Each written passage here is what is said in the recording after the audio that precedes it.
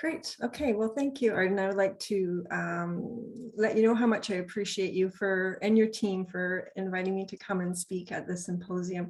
I'm really excited to talk about my story, and especially coming out of the last couple of years of COVID. It's really great to connect with like-minded people.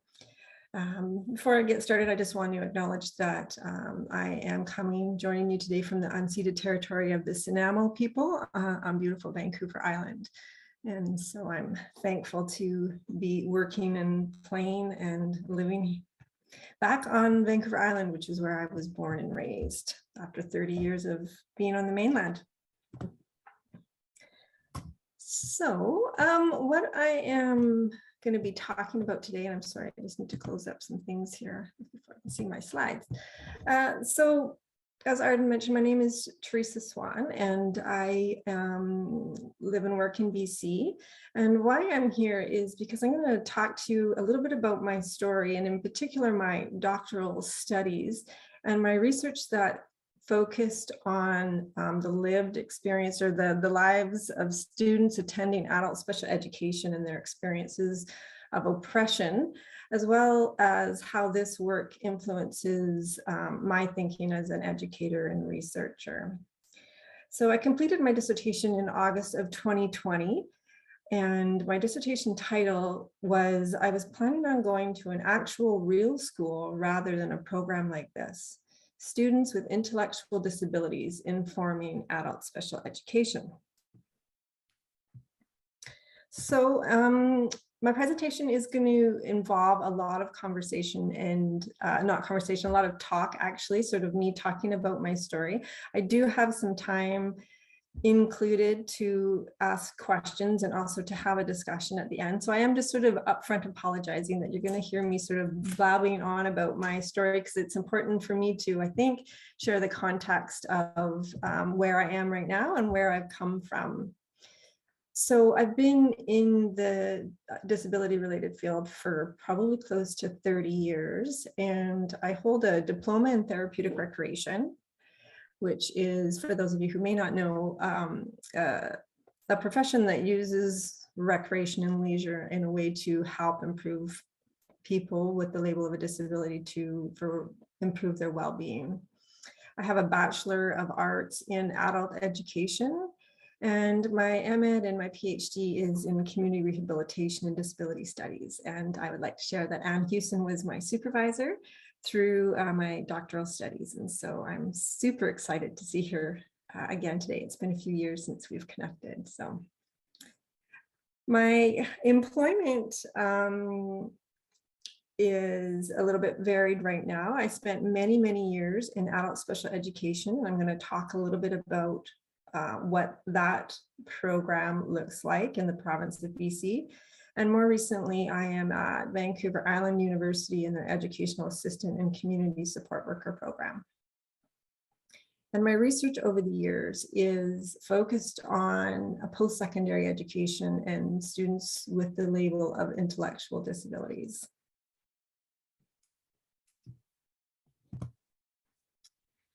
So my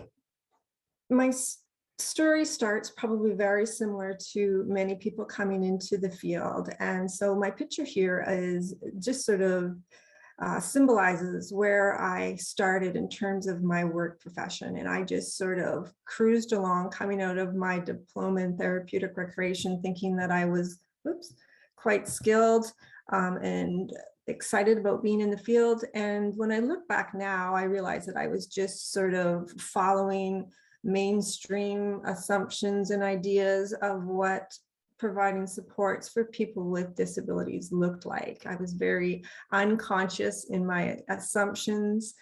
When I came right out of school, I worked in mental health and large institution in the province.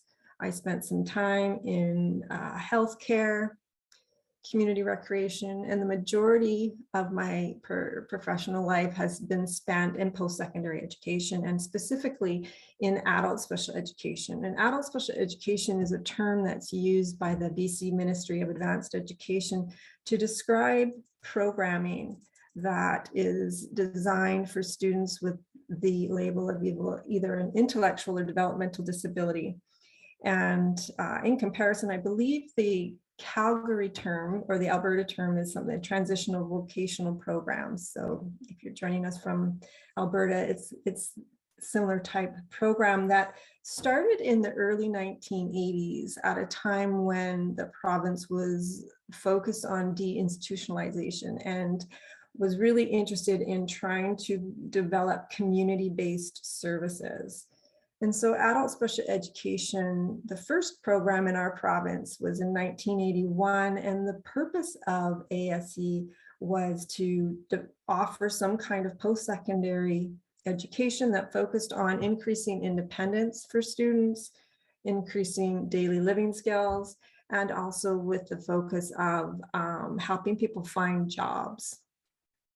So adult special education today it's offered at 15 universities or colleges, I believe, in the province. And I'm guessing that there's anywhere between 700 to 800 students that are either full or part-time students in these 15 institutions. And last I checked, which was a few years ago, the annual budget was between $7 and $8 million that were provided to these institutions. And every once in a while, these programs get sort of given a lump sum of money. About 3 years ago, our institution was given, I think, $200,000 just sort of randomly for adult special education programming to do sort of what it was wanting to or interested in doing. So that, it's not the first time it's happened. So adult special education, I loosely use the term discipline because I'm not convinced yet after all this research whether adult special education actually is a discipline, because it's very loosely defined and it's a really hard sort of field to determine what other academic fields inform it. So it just sort of seems like it lacks scholarship in terms of ensuring that the practices and the philosophies that are guiding are evidence-based. There's very little written about this type of programming. The majority of literature that is written specifically around this kind of segregated, specialized post-secondary education for adults comes out of Think College in the States. That's where the majority of it seems to come from. I think it's important to recognize that Think College is sort of a self-funded organization. And even the literature that Think College is producing lacks theory-driven critical perspective of the type of programming that is being offered and continually developing. So adult special education comes with and is based on a lot of sort of unconscious assumptions. To name a few of them are that the students that are coming into adult special education need some kind of specialized training or curriculum that they don't necessarily are able to learn the same way that other university or adult students learn. Another assumption is that there needs to be some kind of specialized teaching or specialized teachers necessary to educate these particular students. And that students need to come to a program like adult special education to learn functional type skills before that they can actually be considered sort of traditional university students. And so it's often referred to as some kind of transitional programming. So people come to adult special education to learn the skills to be a sort of an active community member. And so those were some of the unconscious assumptions that I 100% fully bought into when I first started to work in the field and aligned with my thinking at the start of my career.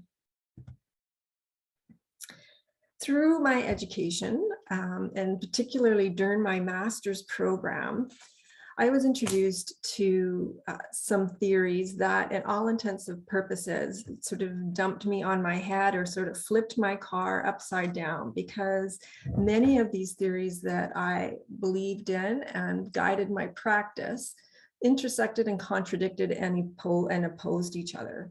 So when I finished my Bachelor of Arts, I absolutely was committed to adult education and the idea that students sort of need to self-actualize, and that their education needs to be embedded in being relevant and having students having the autonomy to have choice. When I was spending more time in the adult special education, I was very influenced by the special education K-12. I would say that that's one of the disciplines that informs adult special education, although it's not clearly linked in the literature, but there's a lot of similarities. And so I was embedded in many of the special education philosophies.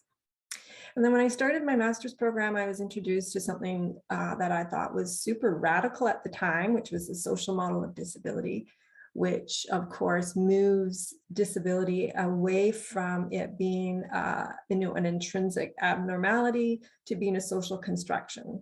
That really was a turning point for me, where things changed and weren't sort of aligning my trajectory of where I was in my profession, and what I was thinking was really sort of shooken up after that. And then as I moved towards my master's degree and into my doctoral studies, I was learning more around inclusive post-secondary. The idea of what authentic inclusion looked like and what normative pathways, and that absolutely threw everything up in the air for me. And then mix that together with critical disability theory, and I was in chaos for probably about 2 years. And during this time, there was a break between my master's program and my doctoral studies. And I would just randomly email Anne, because I had these thoughts or these ideas were coming, and I couldn't quite formulate the language, and I couldn't quite make sense between what was happening in my work in adult special education and these new ideas that I had started to think about. And so I randomly email Anne and asked to have conversations with her, because things just weren't making sense to me, and I couldn't align with what I was doing in my daily practice to sort of my thinking that was starting to change. And when I look back now, I think, boy, this was really an uncomfortable time for me in terms of trying to understand where I fit into my work, and trying to have conversations with the people that I was working with, my colleagues in adult special education. I started to pay more attention to what the students were saying that I was working with, and also with the families that I was working with. And I started to notice that families and students were speaking out against the practices of adult special education. And I was then having to kind of think about what to do with those conversations, and how was I going to respond to these families. And for one of the examples that I'll share with you, is I was sitting in what we referred to as an intake meeting, where students went through a very rigorous admission process. And the parent leaned across the table at me and said, "What qualifies you to teach my child?" And it was just one of those moments where, previously I would have sort of gone into some rhetoric about who I was and what I had studied at university and how it related to the courses that I was teaching. And I couldn't do that. And I really had no answer, because I didn't know what qualified me to be actually teaching his son. So the other things that these tensions and these frustrations that I experienced is when I was the scholarship that emphasized ableism as an interpretive framework. That was also new for me, to be starting to look at research from a different perspective, from the medicalized approach. Looking at more qualitative research, and the framework of ableism being applied to it. I started to see the practices of ASE as acts of violence and as harmful, when I was paying attention to the outcomes of what some of these practices were providing to the students. I became much more aware of the ways that students experience inequities and injustices. And that could have been from any kind of text. And by text, I mean the way that we spoke to the students, the way that the documents, the language that we used within adult special education, the policies in the larger institution that restricted options for students. And I started to really notice the way that the adult special education students were othered by the institution, and that this othering became very naturalized, and people found ways to justify it when people were asking about it. So I'm not sure what kind of car this is, but it's an older car, and I started to really come to terms with the fact that where I was working and the job that I was doing was harmful to students, and it was very outdated in its approach to education. And so I started to think about how the pedagogy that was employed and that I employed, and I'm part of this process, I'm part of this sort of big system, was more of a disciplinary mechanism. So we used pedagogy as a way to exclude students, to control them, to act certain ways that the educators felt that the students needed to act in order to be successful. And we used the curriculum as a means to control the students' behavior. So the curriculum was designed based on behavioral management for the most part, as opposed to providing students with a critical, meaningful learning experiences. I also became very aware of the falsiveness of claims at adult special education. And so when I would look at the documents that we were producing, and we would use words like access and inclusion, and helping people find employment and helping people become more independent, we weren't providing any type of evidence to suggest that these claims were accurate. And I also knew from experience and from my own knowledge around access and my definition of inclusion that this wasn't happening. That I was aware of where the students were spending their time. I was aware of what kind of programs and services that the students were accessing within the institution. I knew that the employment rates, I knew how many students were finding employment coming out of our program and how many weren't finding employment. And I knew this notion of independence was used more as an arbitrary notion to be able to control who could come in and be successful in our program, as opposed to having students be more independent during and after the program. So at this point, I'm finished my doctoral courses and I'm moving into starting to develop my research. And so these were some of the questions that I was, oops, sorry, I need to minimize something so I can see my screen a bit better, sorry. There we go. So some of the questions that I started to ask were, why are adult special educator learners educated and treated differently than their peers? And so these were some just really basic questions I was asking myself that started to challenge my unconscious assumptions. Why are so many post-secondary options for students with the label of ID segregated and focused solely on employment? So where did that come from? Why do I believe in that? And why is that the dominant understanding of what post-secondary should be for these students? What academic disciplines inform adult special education? So as an educator in this field, where am I getting the information around really good practices? Where do I go to in the scholarship to learn more about what it is that is working, and how do I know that what we're doing in adult special education is working? Why do adult education principles not apply in adult special education? And this one's always caught my attention. Why are grooming and hygiene skills an admission requirement for some adult special education programs? So my consciousness was starting to be raised at this time. So I can look back now and I can understand that that's what was happening, but in the time, I didn't really understand what was happening, but I did sort of feel that I was coming out of the fog a little bit. Again, this was a difficult time for me while I was working, aside from, you know, my own personal growth, but in my job, I had started to change the way that I understood things to be happening. I started to change my reality, what I believed in, and I started to change the language that I used and come to sort of a very concrete and clear understanding of what some words meant to me and how some of these words were being co-opted and used in different ways, but they didn't mean the same thing. They were used interchangeably. So I started thinking about knowledge.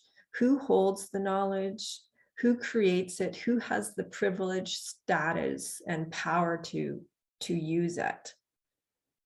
I started to recognize and confront the ways that I and others embodied ableist messages, beliefs, and practices.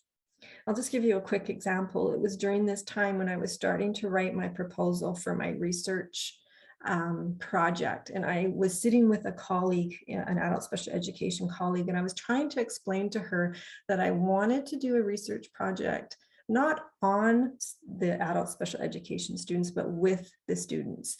And that I was really wanting to learn more about what their experiences were in the program.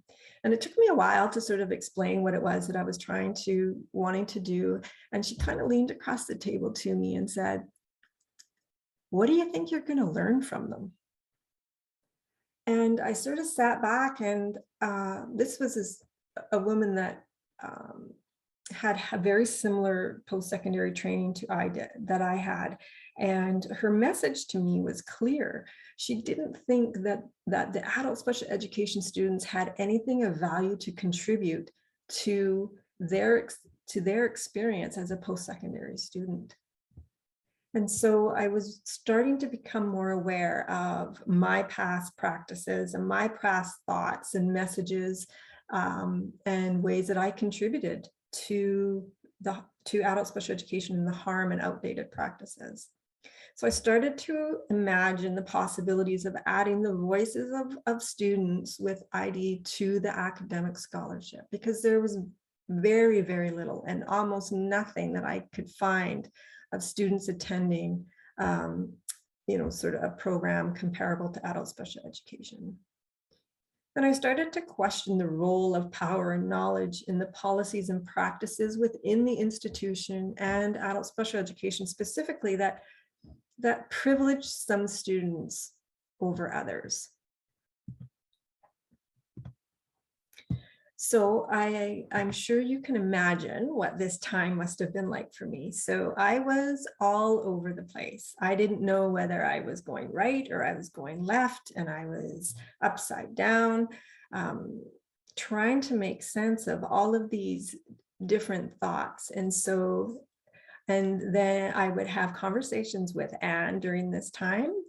And I would feel really confident in maybe an idea or a thought that I had. And then Anne and I would have a conversation, and I would walk away thinking, oh my gosh, the only thing at this point during my doctoral studies, people would sometimes say, oh, you must be so smart, or, this or that for doing your doctorate studies. And my one reply back was the same thing.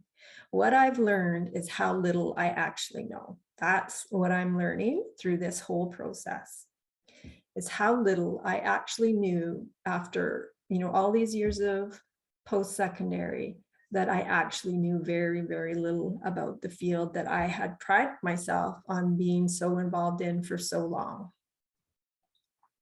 So I want to just stop here quickly to see if there's any comments or questions. After this, I'm going to move into what my actual research study looked like, and then I'm going to talk a little bit about how it's influenced my thinking to date. So just want to pause for a minute and see if there's any comments or questions. I'm just going to check the time, see how I'm doing for time.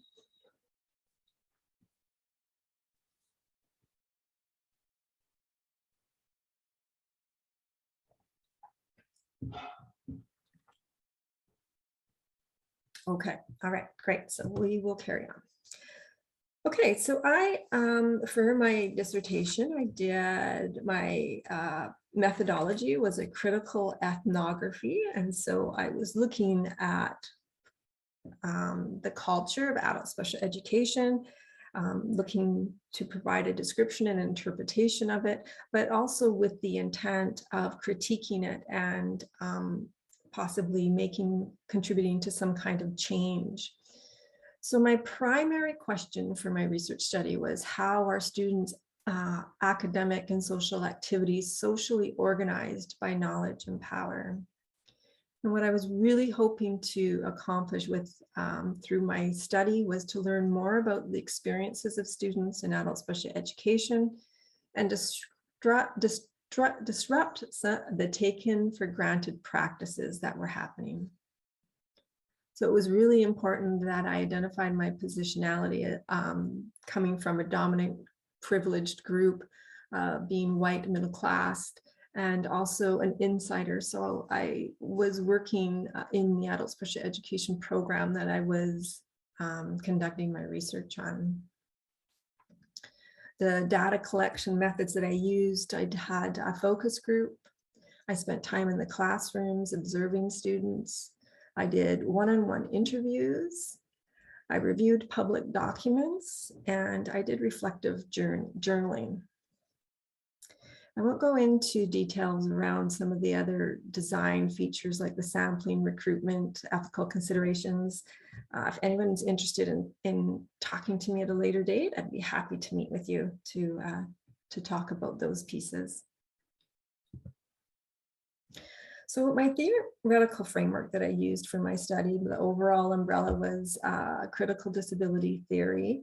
And I relied heavily on Dorothy Smith's social organization through text. Through text does not necessarily, it's beyond just written text. And so text here is defined as looking at how organizations communicate through practice and through written, through their policies, and also talk and practices.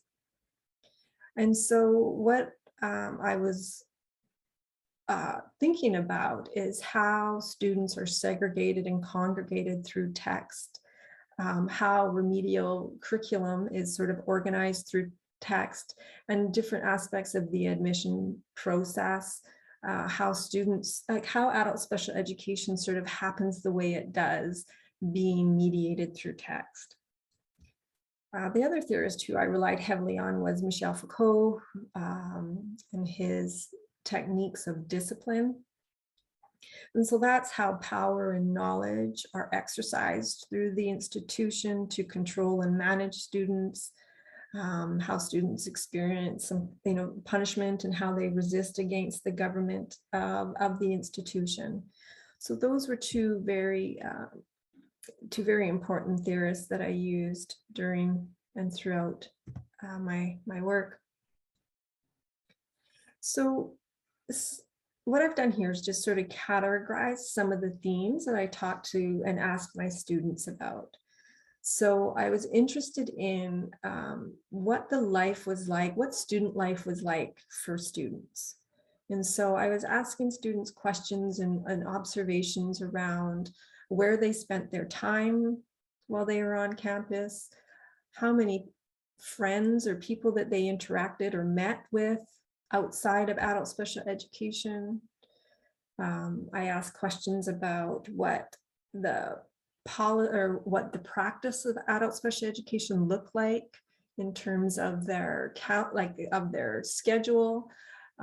We talked about what happens if sort of the rules of adult special education, so how do students know what the rules are of being a student in the program, and what happens if the rules aren't followed.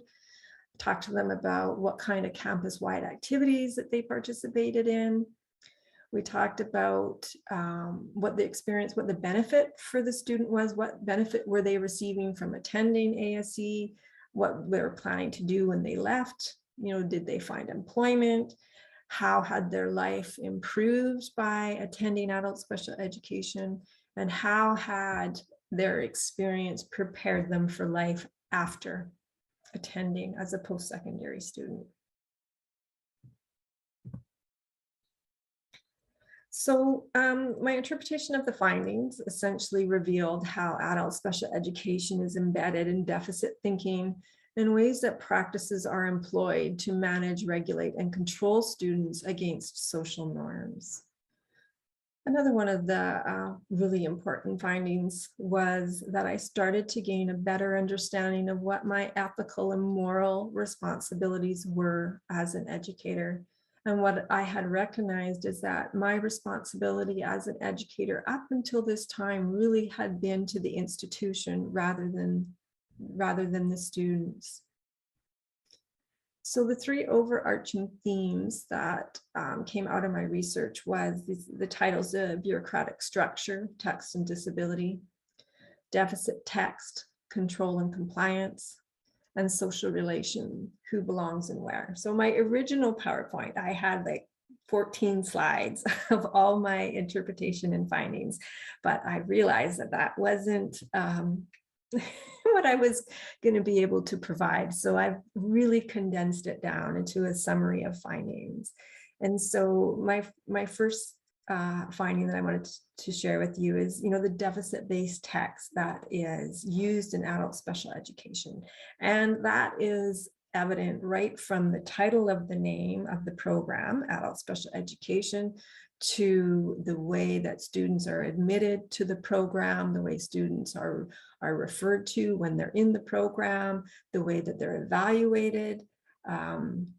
It just was really, really clear that a medicalized approach is used. And the picture that I have on the slide was included in my study. And this was the picture that was on the front of a lot of promotional material that adult special education used, and also on I think the front of the syllabus, actually. And it just highlights how, deficit-based text is used to contribute to how the students are, looked to be unproductive and dependent, and sort of needing that they're very childlike. They're sitting in a classroom with a mascot, and they're all sort of congregated together, and that, it sort of gives the impression, it gives the image, definitely gives a negative representation of the students. That the program is very much embedded in eugenics, and that the educational approaches, the intervention and strategies are all around evaluating perceived deviancy and trying to control the student behavior and to reduce disability as much as possible so that they can be viewed as normal as possible.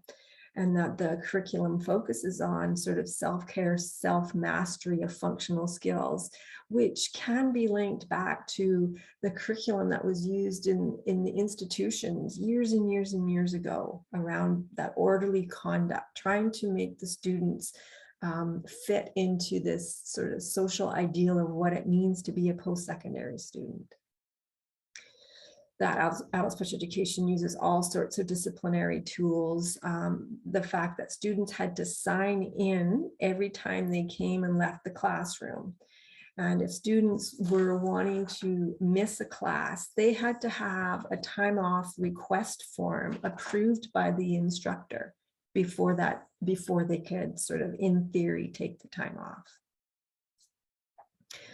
Interactions of resistance. So there are lots of examples in my study where students fought back against or resisted against these disciplinary techniques. But that students were colonized to accept their label, and in many ways sort of trying to fit into aligning with their medical diagnosis, and very much sort of knowing their place. And so often students weren't as vocal or take the opportunity to speak back to some of the practices that were happening, but this resistance sometimes came through their behavior in terms of trying to manage the system that they were sort of placed into. Very much though, one of the important things that came through my research that was very important to me is around this idea of compliance. So many of the students talked about the fear of not following the rules and this sort of implicit compliance that they had to comply in terms of behavior in order to be successful. So I'm just going to read a very quick piece of my document where a student talks about sort of knowing her place. And the context of this is she's talking to me about a meeting that she had with an instructor. And so I call her student D. So student D is talking about compliance and knowing her place. She gives me the example of when she helped a friend too much. She explains to me how a student in her course was having difficulty learning the bus route. So student D, who's very good at the bus routes, offered to help her friend learn the practice of using the bus.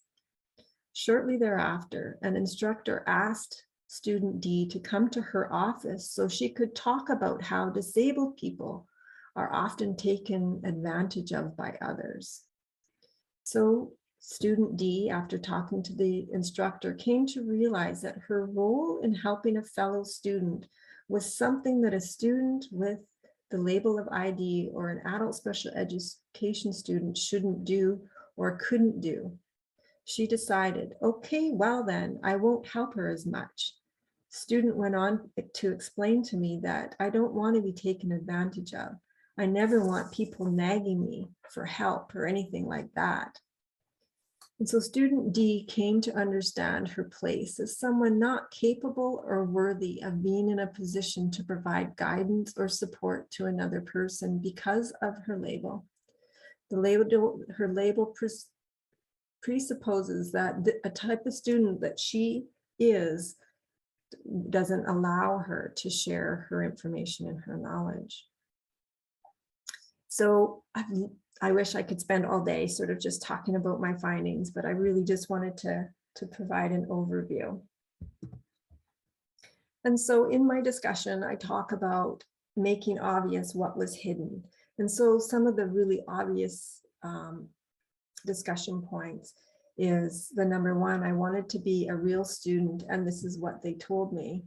So under this heading, I talk about how post-secondary or adult special education doesn't value the skills, abilities, and knowledges of the students, and that the students just need to be happy for even just having the option to coming to adult special education because they don't really belong in the university. So it's very much a charity model perspective. I talk about how the us and them and that students are othered by the curriculum and that the discipline techniques demand that students conform, and it legitimizes labeling and scrutinizes their bodies. I talk about how there's rhetoric and claims and tokenism of doing very accessible and inclusive work, but in the reality that it's very tokenistic. I talk about the students being excluded and having very limited options and constantly having restrictions and limitations around their access and participation. And then this notion of independence, it's never clearly defined, and students don't know exactly how to be independent because of it never being explained, but they're often penalized for not being independent enough. And that the assumption assumes incompetency as opposed to assuming competency of these students, and that the instructors are viewed as knowing and holding the authority and knowing what's best for the students, as opposed to the students knowing what it is that's best for their own lives. So some of my greatest learning through my process is that I learned my role in the maintenance and reproduction of the oppression and the students that I worked with. And that, again, my commitment to the post-secondary institution instead of to the students. I learned that the students that I worked with are very capable and reliable research participants. And I learned ways that the post-secondary institution naturalizes and justifies exclusion by creating a culture of charity So if the institution can sort of feel good, look good, then they figure that they've done good. And adult special education is an example of that. They feel they're not being, they're doing their work and their mandate of delivering programs for this particular student group, and that they celebrate it whenever that it's called for celebration, but the commitment of ensuring that they're delivering what it is that they say they do around access and inclusion, that's not the important piece. And that adult special education fails to deliver an education that recognizes the student's identity, competence, learning, human rights, or a sense of belonging. And that very much adult special education is a form of an adult day program, as opposed to a well-developed post-secondary discipline. Okay, so let me check the time. I just feel like I've been talking forever. In January 2019, I resigned from adult special education, and I was super excited after all of this work to sort of be speeding away. And so I resigned. I had accepted a position at Vancouver Island University in February of 2019. And then the pandemic hit. And my security at VIU was at risk, and I lost my stability. And so I rescinded my resignation at adult special education where I was working. So that was a really difficult time after all of this work and all of these realizations of my contribution, and then needing for my own personal security and stability to go back to the program. I took a leave of absence. The program then went on suspension. And I'm happy to say that I am moving back, hopefully back to VIU in a permanent position very shortly. So yeah, sped away, but I didn't get too far. And so where does that leave me for today? So the voices and the experiences of the students in my study are deeply embedded in all of my approaches around education and research. And it's this type of work doesn't leave you after you've submitted your final document. I think of my students often, and in my planning for any courses that I'm teaching and any research projects that I'm considering. So how some of this really impacts my day-to-day work is that I'm no longer enchanted by the altruistic shiny new car. There was a time at the start of my doctoral studies that I thought I could still fix adult special education. I thought that if I talked to enough people, I thought if people could understand what I was understanding, these new ideas that I had, that I could make a change within the existing system. And when Arden, in your first day, Arden, you were talking about a time that if just people would listen to you, and that people would get it and they would see what I could see. And so I spent a couple of years sort of stomping around adult special education, trying to get my colleagues to see what I was seeing so that we could do something meaningful and different. And so I was involved in a few initiatives within the institution trying to create more inclusive programs. I thought at that time, holding on to my own security, obviously within the position that I had, that if we could make some changes within the institution, that things could get better for the students. What I've learned is that is not something that is easy.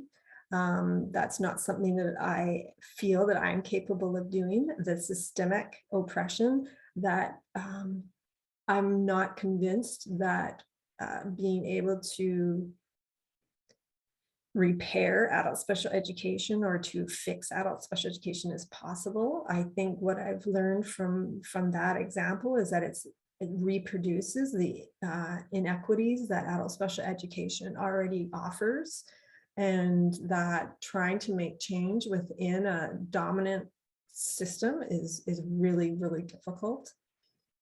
I've been involved in some revision work again, and that focus hasn't been on trying to create, no longer is about trying to create an inclusive program, because I don't think it's possible. And so any type of revision work, my main purpose had been to sort of try and reduce the harm and violence that that I viewed was happening in the practices. And also the interdependence of ableism with other sort of social relations. There's not a lot of conversation on ways that ableism connects with some of the other conversations that are happening in the institution. I've become a little bit more interested in the use of digital platforms to improve access for students. So I'm involved in a small project around the use of e-portfolios. Again, it's, fundamentally, the work I'm doing is outside the walls of adult special education. And what I'm thinking today. So I'm still very much, my thoughts continue to grow and change. So I am committed to making a change, but it looks different to me now as opposed to wanting to change existing systems. I'm super excited that Steps Forward is at VIU, and I'm hoping to become a stronger ally. No longer feel the need or a desire to try and repair adult special education, because I think it's unrepairable and that it might just end up being a new paint job by expanding the existing systems. I think we're seeing a lot of that, sort of the recycling of old ideas. I'm thinking about how higher education is interpreting and sort of dealing with other systemic types of oppression. And I've been thinking a little bit around reciprocity and, for students with the label of intellectual disability, what does reciprocity look like in terms with an adult special education context? And I've also been thinking about, the dichotomy between the inclusive and segregated debate. And I'm, the resistance for people to get engaged in that. And that was something that I learned very quickly as well when I was sort of really in that wanting to change adult special education, that people especially people that are working in a field similar to adult special education, how there's a refusal to even come to the table and have conversations. And so I'm curious, why that is just so strong, and that people are sort of in their camps and not wanting to come to the table and have conversations. And the other thing is the co-op of the language. And I think this really connects back to the EDI and the use of the term inclusion. To me, I have a very clear understanding, but there seems to be such a co-op of using the term inclusion, and then how does that overuse of it, or the interchangeable use of it, impact students with intellectual disabilities in post-secondary? So that's kind of where I'm at in terms of what my process has been. It's been a long process, but yeah, I'm really happy to be able to share it with you. And again, I apologize, it feels like I've just been chatting.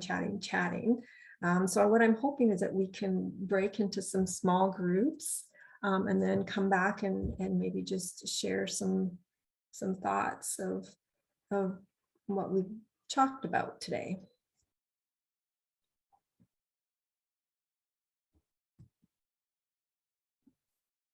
All right, well, I will get these breakout rooms going. Yeah, so the questions, I kept them very general. The first thought is anything that resonated with you that I talked about today, anything that disappointed you about what I talked about, and anything that you sort of already knew. Yeah, just random groups, and hopefully we'll come back together and have a quick chat after. Correct? Yeah. Okay. 5 or 6 minutes till the break. official break time. Official break time. Okay, just want to open up the floor, and if there's anybody that wants to wrap things up or share what their group was talking about.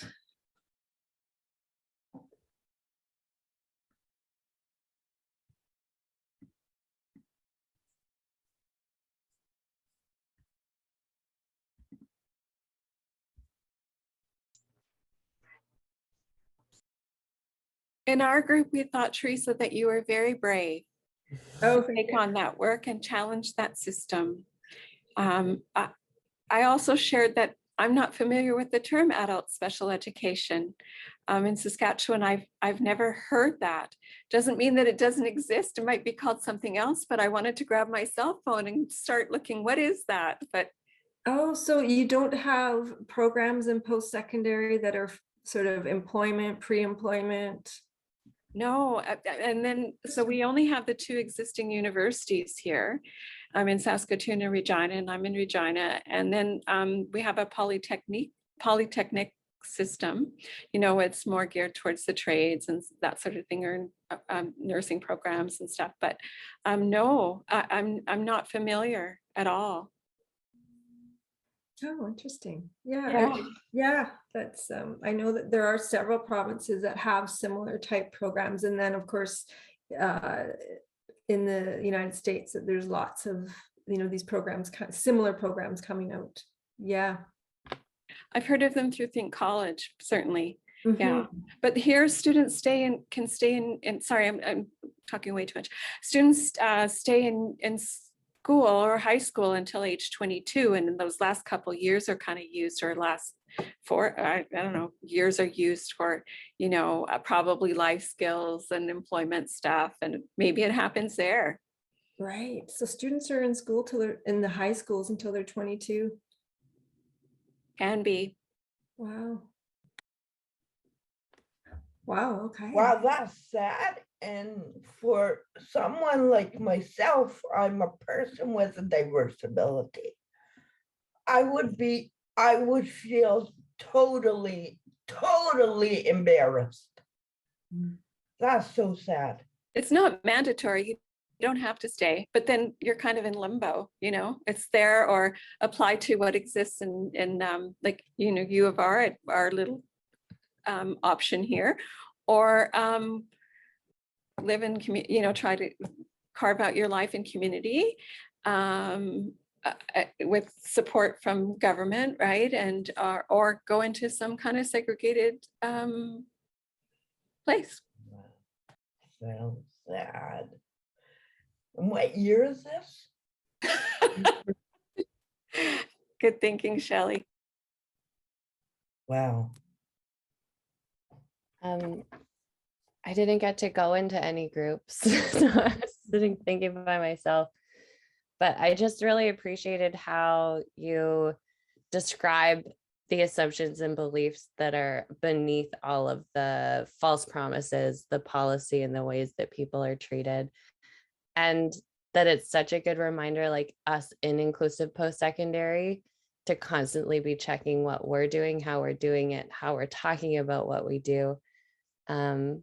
Because I think it's really, like, one thing I just wanted to say, it would be dangerous for us to say, oh, that happens over there in adult special education, and not continue to interrogate how our initiatives might be taking some of those old ways of thinking and doing. Thank you. And what in my group we had a lady that was working with steps. Sorry, I didn't catch her name, but that's exactly what she was saying. It was a good reminder for her for what not to be doing, right? So that's great. I'm glad. Thank you very much for allowing me to share, and for